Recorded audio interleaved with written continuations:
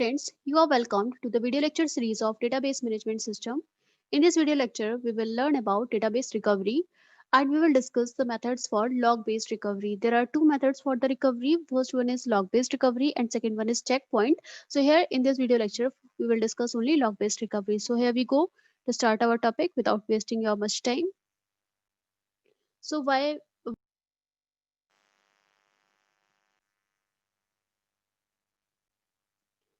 why we use database recovery? Why we need the recovery system? So when a system crashes, it may have several transactions being executed and various files opened for them to modify the data items, right? जब कभी भी system crash होता है तो बहुत सारे transaction में बहुत सारी डेटा फाइल्स ओपन हो सकती हैं और बहुत सारे ऐसा हो सकता है कि डेटा मॉडिफिकेशन के लिए प्रिपेयर्ड हो, राइट? डेटा मॉडिफाइड हो चुका हो या फिर डेटा मॉडिफाइड होने वाला हो। So at that time transaction, because हमें पता है कि transaction are made of various operations, transaction हमारे बहुत सारे ऑपरेशंस से मिलकर बना होता है, right? Transaction is a collection of various operations. So according to the asset property of DBMS, atomicity of transaction as a whole must be maintained. Atomicity problem maintain होनी चाहिए डेटाबेस में. So either all the operations are executed, या तो सारे operations executed हो या फिर कोई भी ऑपरेशन एग्जीक्यूट ना हो. So for that, for maintaining the atomicity property of the transaction, we need to recover our database. Database recovery is needed, right? So when a DBMS recovers from a crash, it should maintain the following, right?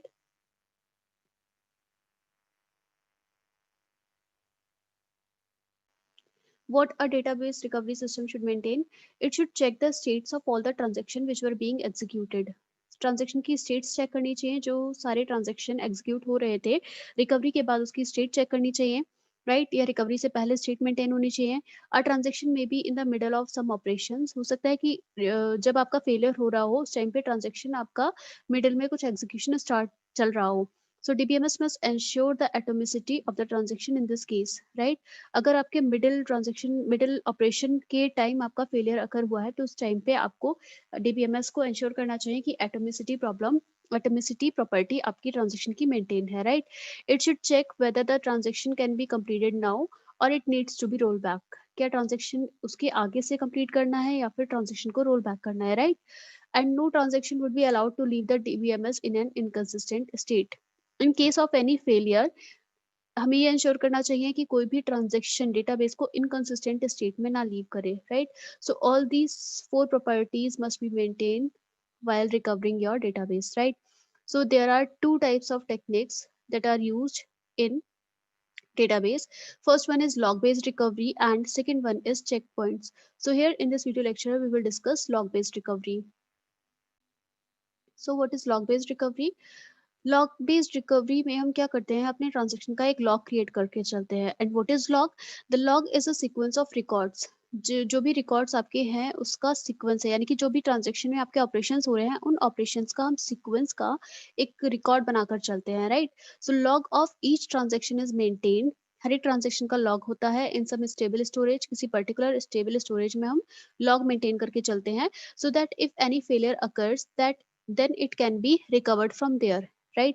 कि अगर किसी भी transaction में failure हुआ है तो आप वहां से अपने लॉग बेस को चेक करके, लॉग जहां पर आपका स्टोर्ड है उस लॉग को व्यू करके आप अपनी रिकवरी, ट्रांजेक्शन की रिकवरी कर पाए, राइट? जो भी फेलियर हुआ है उसको रिकवर कर पाए. So if any operation is performed on the database then it will be recorded in the log. जो भी ऑपरेशंस आपके होते हैं डेटाबेस में उसे हम लॉग में स्टोर करते हैं. But the process of storing the logs should be done before the actual transaction is applied in the database, right? Transaction होने से पहले, यानी कि ट्रांजेक्शन होने से पहले ही आपका लॉग मेंटेन हो जाना चाहिए, राइट? सो यहाँ पर लॉग बेस्ड रिकवरी के भी टू अप्रोचेस है student. First one is deferred database recovery and the second one is immediate database modification, right? So we will discuss now both the techniques. I told you the first one is deferred database modification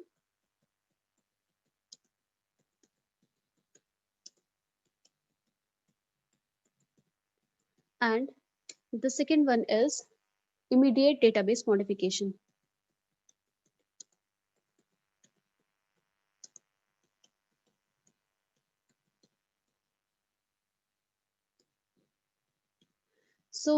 these are the two techniques these are the two approaches that we use in the log-based recovery. First one is deferred database modification and second is immediate database modification. So let's discuss these two in detail.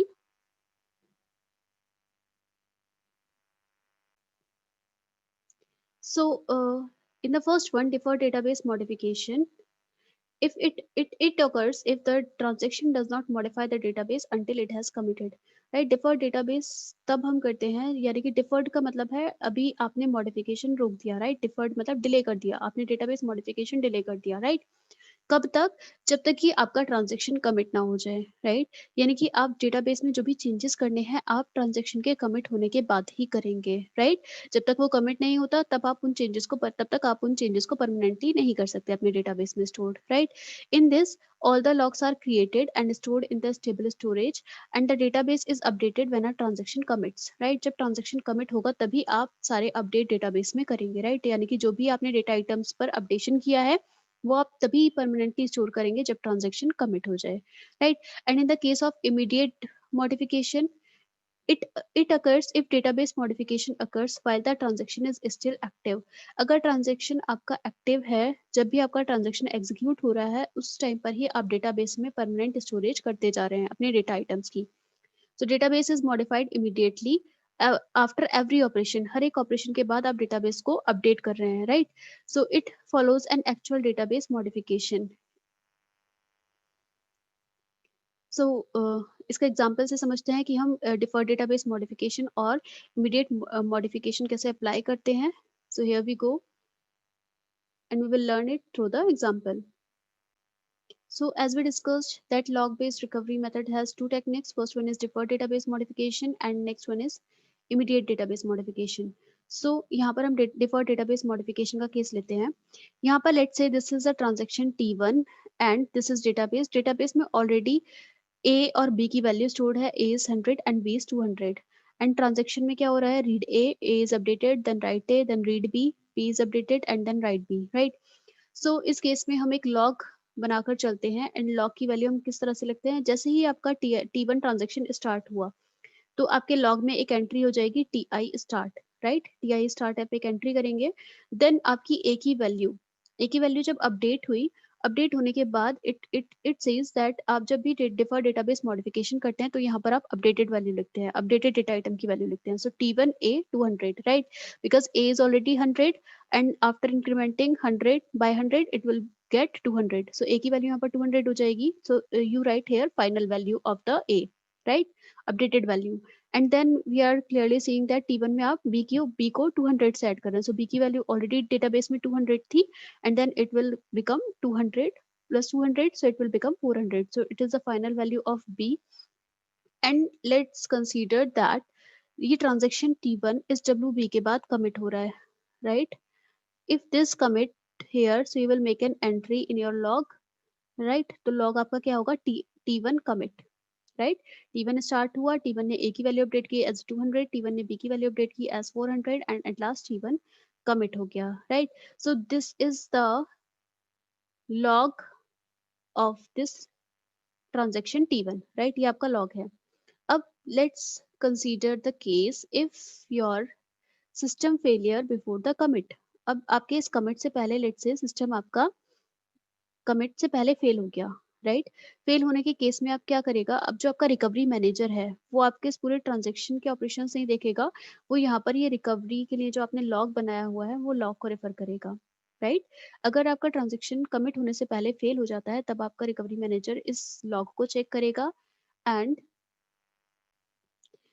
वो check करेगा कि commit होने से पहले अगर failure हुआ है it means database आपका अपडेट नहीं हुआ है, बिकॉज डिफर्ड डेटाबेस आपका मॉडिफिकेशन तब करता है जब आपका कमिट के बाद. बट अगर कमिट से पहले फेलियर हो जाए तो ए की वैल्यू यहाँ पर अभी वो अपडेट नहीं करेगा. ए की फाइनल वैल्यू 200 और बी की फाइनल वैल्यू 400 अभी डेटाबेस में सेव नहीं होगी बिकॉज वो कमिट के बाद होती है डिफर्ड डेटाबेस में.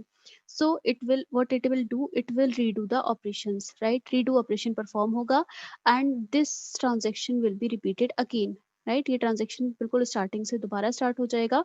सो उस केस में ये रीडू ऑपरेशन परफॉर्म होगा और we can say roll back, right? Redo या रोल बैक. जब तक ट्रांजैक्शन आपका कमिट नहीं हो जाता, राइट? तब तक आपके जो चेंजेस हैं, यानी कि ये जो फाइनल वैल्यू है 200 एंड ये जो फाइनल वैल्यू 400 है, ये तब तक आपकी डेटाबेस में अपडेट नहीं होगी, राइट? जब तक आपका ट्रांजेक्शन कमिट सक्सेसफुली कमिट नहीं होता, right? So this is the deferred database modification. Deferred database modification में क्या होता है आपका, जब तक कि आपका ट्रांजेक्शन सक्सेसफुली कमिट नहीं होता तब तक के आपके चेंजेस यहाँ पर स्टोर नहीं होंगे, right? And in case if it successfully committed, then your value of A will be 200, right? आपका ए 200 हो जाएगा if it successfully commits, and your b will be 400, right? b की वैल्यू आपकी 400 हो जाएगी। सो कंसीडर द केस, एक हमारे पास log based recovery में आपका लॉग लिखा हुआ है, राइट? इस लॉग को कंसीडर अगर हम करें, so here T1 starts, T1 updates the value of A as 200, T1 updates the value of B as 400 and T1 commits। सो यहाँ पर हमें T1 सक्सेसफुली कमिट हो रहा है, तो यहाँ पर हमें रीडू ऑपरेशन या रोल बैक हमें नहीं करना। बट अगर हम T2 को चेक करें, सो T2 की ये जो फाइनल वैल्यू है C, ये अपडेट नहीं हो पाएगी, आपके फाइनल डेटाबेस वैल्यू नहीं होगी 500, क्योंकि यहाँ पर T2 कमिट नहीं हो रहा, राइट? अगर T2 कमिट लिखा होता, सो हमें यहाँ पर रीडू करना पड़ेगा, right? So T2 needs redo operation, right? T2 के लिए हमें रीडू परफॉर्म करना पड़ेगा। Now we will check our another log based recovery method, that is immediate database modification। So here we go for immediate database modification। So immediate database modification, जैसे कि हमने discuss किया, ये क्या करता है, ये आपका साथ के साथ डेटाबेस में चेंजेस करता है, राइट? जैसे जैसे आप ट्रांजेक्शन परफॉर्म करते हैं, जैसे जैसे आपका ट्रांजेक्शन कंप्लीट होता है, वैसे वैसे डेटाबेस की वैल्यू अपडेट होती है। सो what it will do first, it will read the value of A as 100, B 200 read करेगा, एंड देन ट्रांजेक्शन T1 में आपका क्या हो रहा है, ये आपका इसके इक्विवेलेंट क्या है, आपका लॉग लिखा हुआ है, राइट? सो T1 स्टार्ट हुआ, देन T1 की यहाँ पर लॉग थोड़ा सा चेंज होता है इमीडिएट डेटाबेस मॉडिफिकेशन में। हियर जो आपका लॉग होता है, यहाँ पर आपकी ओल्ड वैल्यू लिखी जाती है एंड यहाँ पर आपकी न्यू वैल्यू लिखी जाती है, right? So this is new value that is updated, right? और जब हमने देखा कि आपका आपका A प्लस 100 हुआ, सो A की ओल्ड वैल्यू थी 100 एंड प्लस 100 करने के बाद न्यू वैल्यू हो गई 200। So it will write A equal to 200, ये आपका A की वैल्यू 200 यहाँ पर लिख देगा, ठीक है? अब क्या होगा स्टूडेंट्स, अब राइट ए परफॉर्म हो गया, देन रीड बी को इसने बी की वैल्यू रीड की 200 डेटाबेस से। अब यहाँ पर बी की वैल्यू को 200 अपडेट किया, सो आपका ये वाला लॉग आप लिखेंगे T1B old value 200 and new value is 400, right? This is new value. So यहाँ पे हमें पता, यहाँ पर ये अपडेट कर देगा बी की वैल्यू हो गई आपकी 400, राइट? तो अगर हम यहाँ पर इस इमीडिएट डेटाबेस मॉडिफिकेशन क्या करता है, जैसे जैसे आपके ट्रांजेक्शन कंप्लीट होता है, वैसे वैसे ये अपडेशन कर देता है। नाउ कंसीडर कि आपका सिस्टम यहाँ कमिट होने से पहले क्रैश हो गया, राइट? एंड सिस्टम में कहीं कमिट होने से पहले फेलियर ऑपरेशन हुआ, राइट? तो फेलियर के केस में क्या होगा, फेलियर के केस में यहाँ पर ये यहाँ पर अब आपका जो है आपका जो स्टार्टिंग में जब पहुंचेगा, स्टार्टिंग में पहुंच के ये कौन सा ऑपरेशन करेगा। सो लेट्स से कि ये आपका अगर फेल हो जाता है तो कमिट ऑपरेशन नहीं हो पाएगा, और अगर कमिट नहीं हो पाएगा, सो ये वाला आपका भी ये ऑपरेशन नहीं होगा, राइट? ये लॉग आपका नहीं होगा उसमें, क्योंकि ये कमिट नहीं हुआ, राइट? सो इस केस में रिकवरी मैनेजर क्या आपका डिसीजन लेगा, it will undo, right? It will take the decision as undo, right?